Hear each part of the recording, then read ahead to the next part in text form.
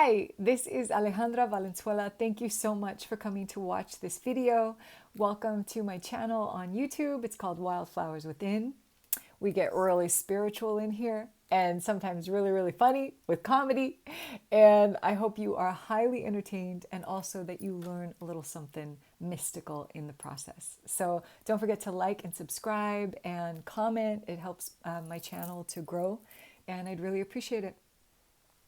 So this new moon in Virgo, I made actually a video yesterday about the new moon in Virgo, uploading it, taking forever. Suddenly the file was corrupted. It's like 7 o'clock at night and I'm like, "Rah! What is going on here?" And then I realized, oh, well, it's the last day of Mercury retrograde and I'll just do another one tomorrow. So I fully surrendered, which is always a good tactic. You know, stop swimming upstream when there's really no point. Just let go, release, and make a new video. So hopefully this is going to be way better than whatever I said yesterday. And I love working with the new moon. And it didn't always used to be like this. So if you're familiar with working with the new moon and planting seeds of intention, if the lunar cycle is your jam, awesome. And I also realized that there are a lot of people that do not work with the new moon, do not really attune to the rhythm of our beautiful mother moon. And I wanted to make a video that would support both kind of ends of the spectrum. So by doing that, let me share how and why I began to work with the lunar cycle and really incorporate it as a fundamental spiritual practice in my life.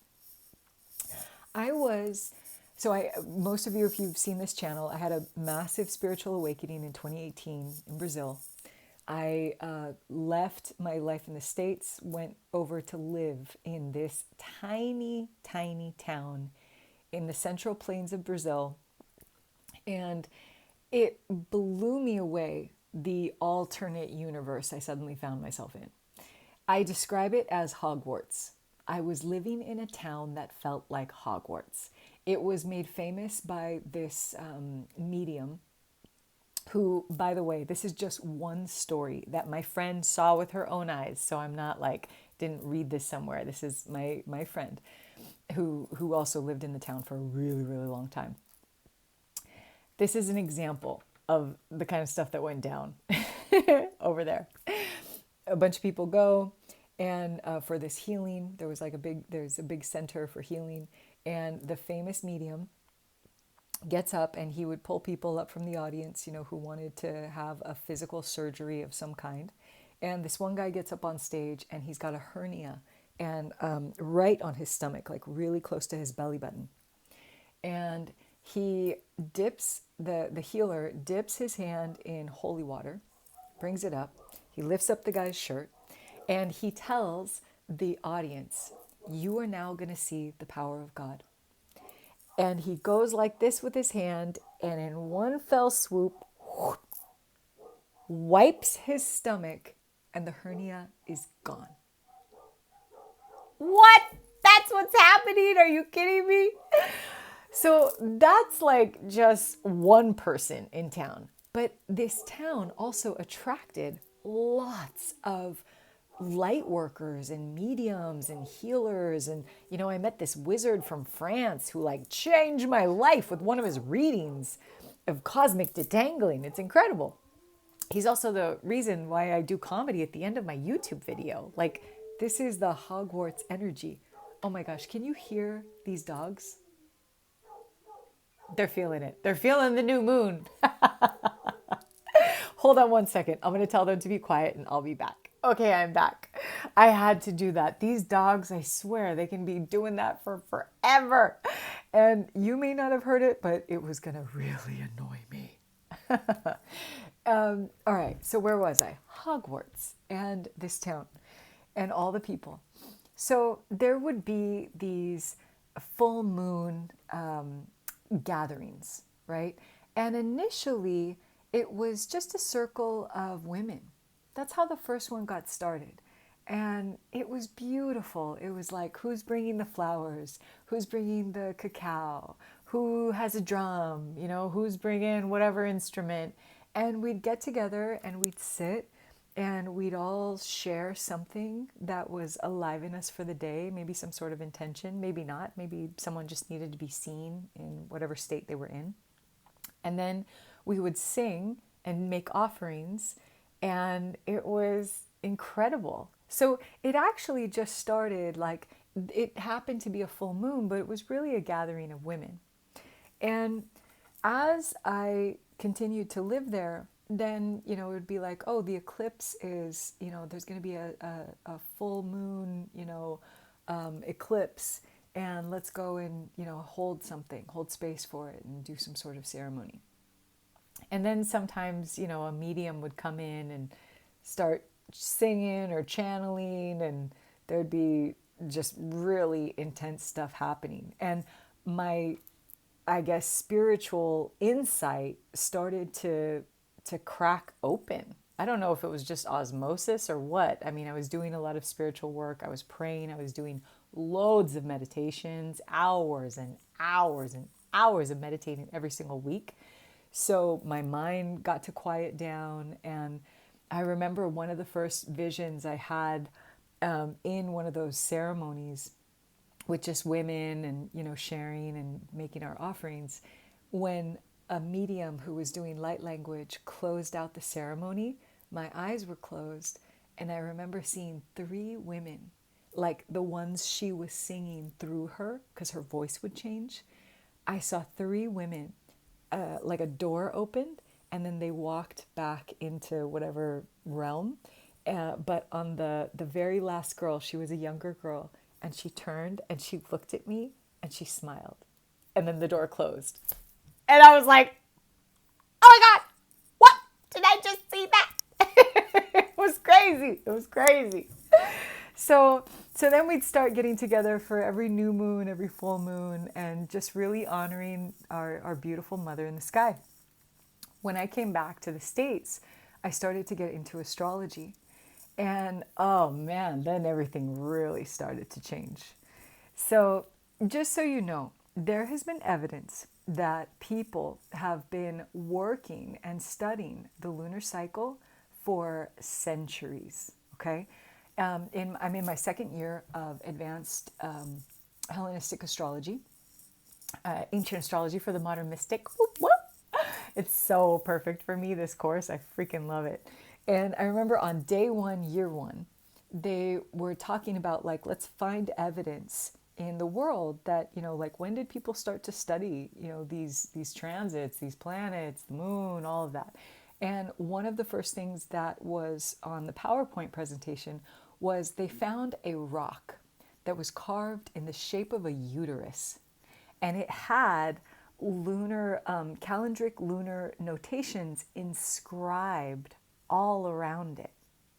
It was dated, they tested the rock and they dated it back to the Upper Paleolithic era, around 27,000 BCE.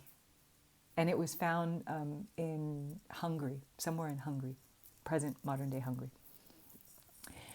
So I remember raising my hand during the Q&A section, and I was like, hey, this rock, like, so basically women have been doing this. And then it was kind of like, huh? And, the assistants, a couple of people on Zoom, like, eyebrows were like, oh, never thought of that. But, really, what man, in 27,000 BCE is going to walk around with a rock carved in the shape of a uterus with, lunation cycle all around it? I mean, call me crazy, but I think it was a woman. Which means to me that it's just confirmation about this sacred feminine wisdom that is really just coming back to earth at this time. So whether you're a man or a woman, working with the moon is seriously one of the coolest ways to get back in tune to the rhythm of nature. And that's what I'm all about. You know, if there is one thing that is perfect in this world, it is the rhythm of and the cycles of the earth, the moon, and the stars.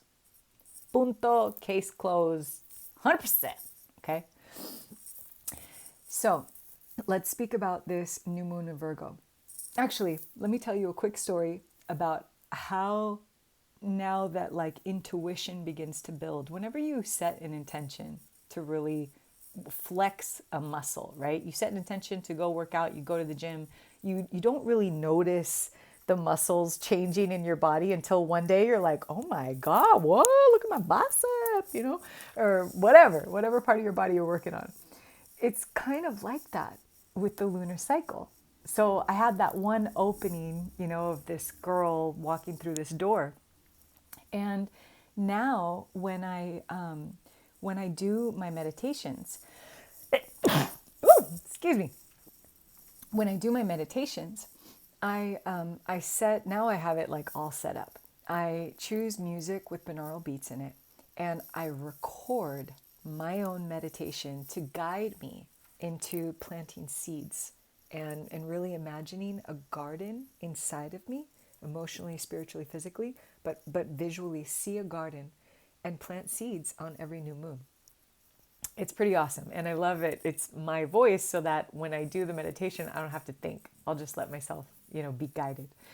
And something happened this last lunar cycle. So the new moon was in Leo a month ago, and 4 weeks ago ish, and I was in Texas. It was day one of the Tony Robbins business mastery course that I was taking. And I remember we finished late, but I was like, it's the new moon. I got to do my meditation. So I put on the recording, and for the first time ever, you know, I live up in Northern California currently, and I'm born and raised in LA. And for whatever reason, when I went into this meditation, the LA basin just opened up in my mind's eye. And I was like, I'm planting seeds in the LA basin? Why? You know, it didn't make sense to me. That's not what my garden has looked like, you know, where I've been planting anything. But I trusted it. And I cast like all of these seeds out and planted all of these seeds, like all the way out. Like it went as far as like, you know, Palm Springs, like Joshua Tree kind of stuff. And in my head, even as the meditation is going, I'm like, this doesn't make sense. It's a freaking desert, like out that way. Nothing's going to get watered. Who's going to water all these seeds? Why is this garden, you know, so big? I don't get it. So I'm fighting with myself in my own meditation, which also happens totally fine, totally normal.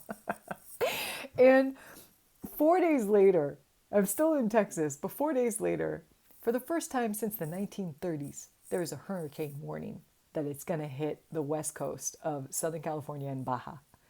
And it got downgraded to a tropical storm by the time it hit. But 4 days later, all of these seeds, the entire LA basin was soaked and watered by all of this storm that came through. And so I was tripping out because here I was thinking, how is anything going to get watered? And then boom, massive rains come and, you know, water all of it. When I flew home from that Tony Robbins training, it was the very first time when I looked out the plane window, I'm landing in LA, and I say to myself, oh, I love LA. I love that I'm from here. I had not said, it was the first time I had said it in 5 years. And later on in that day, I started to feel a message from Spirit saying, you're moving back home. What? What? And that guidance was given to me because I did my new moon meditation, because of what awakens as you continue to work intentionally to plant seeds. Spirit will guide you, okay? It will begin to guide you. So this new moon in Virgo that took place yesterday, it's not ironic or coincidentally. It's fated, okay? Virgo rules my fourth house. The fourth house in astrology is where you feel rooted, emotionally settled, secure in this world. It's the house of family, you know. And how interesting that in this next cycle that's coming, in this new moon seed, I'm moving back home. I'm moving back to the town of my birth. So here's one thing we're going to do. Doesn't matter. I don't know anyone's charts that's watching this. So let's do a new moon seed of intention, but let's work with the archetype of Virgo. It's a very simple, easy way that you can wrap your head around and bring an intention into the world. So Virgo. Virgo represents the virgin, the harvest maiden. And virgins, let's look at it from an archetypal lens, right? There's an innocence to a virgin. There's a youthfulness to a virgin. There is this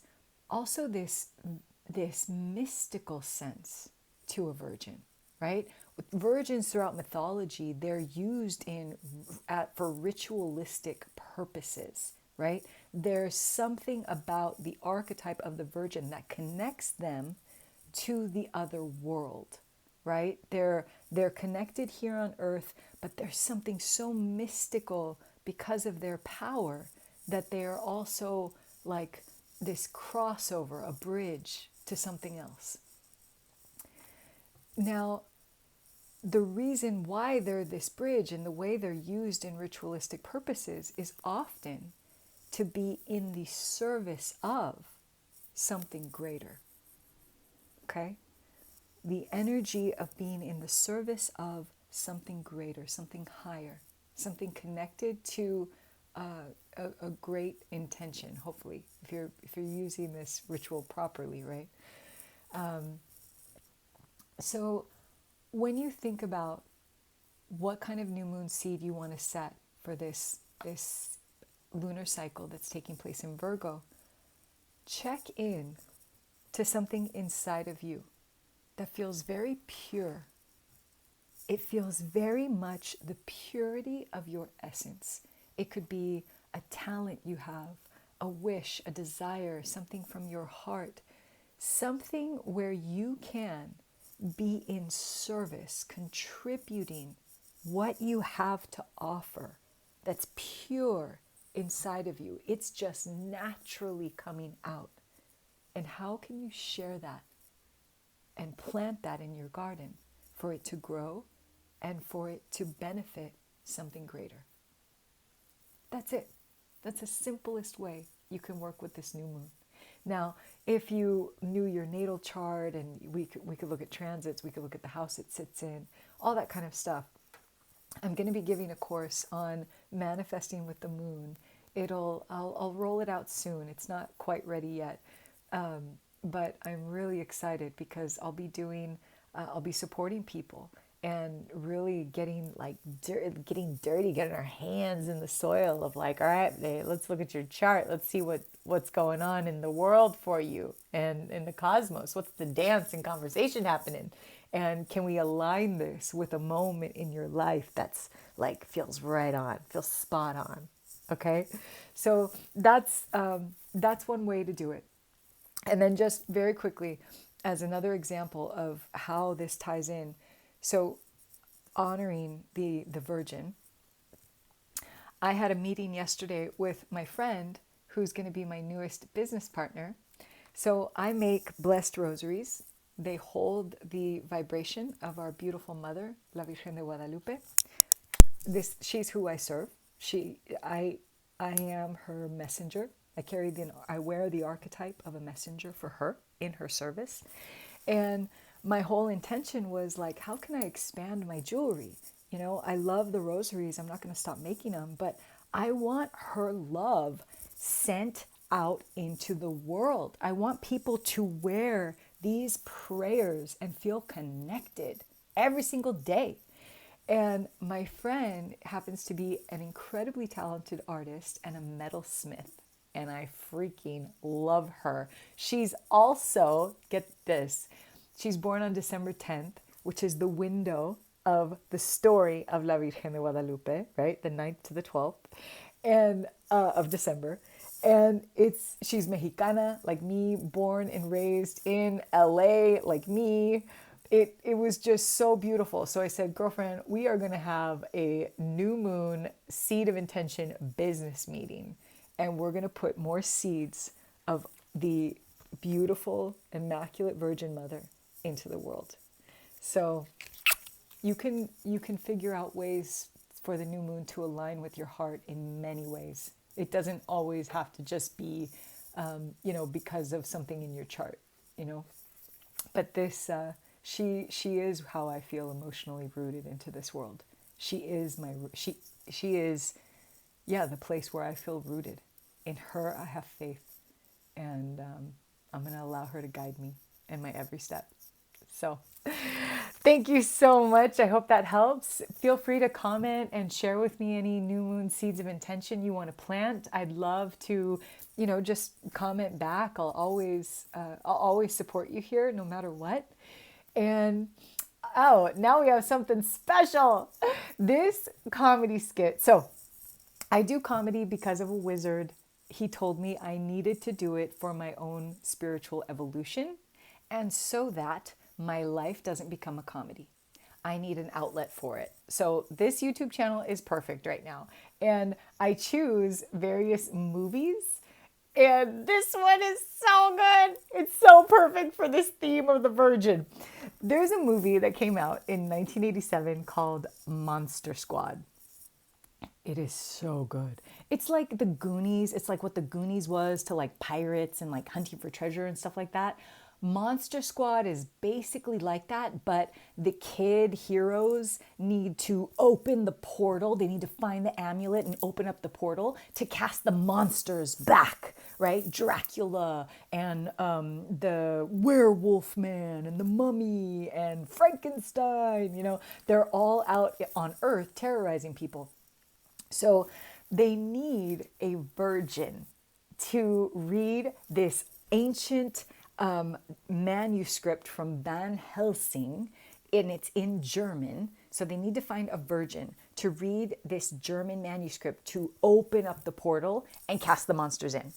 So there is this adorable little girl they eventually find, and she's like at the very end just reading it, and it's amazing. But before that, they try with this other girl. So that's the scene I'm going to do. I can't even tell you how many times I have quoted and performed this, and all of my cousins and my brother and my sister, we quoted this religiously. This movie, it's the best. And we're in September right now, but Halloween's next month, and it's just the best. Highly, highly recommend anyone to watch Monster Squad, 1987 classic. So the scene is going to be this girl reading the manuscript in German. She's going to be standing next to who they call the scary old German guy, who actually really isn't scary, but he kind of looks scary in the beginning.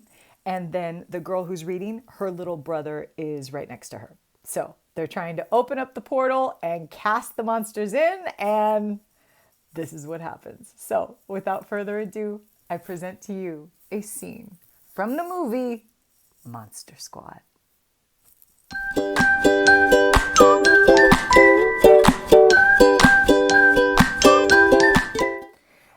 Bitte tun Sie uns nicht weh! I did it! I did it! I have absolutely no idea how you did it. So where's the limbo thing? Meanwhile, the werewolf's body that was severed into all different pieces are now coming together. And all of a sudden, the werewolf man goes, "Rah!" And then he runs out into the middle of the street and he's going to attack one of the little kids. Back to the scene.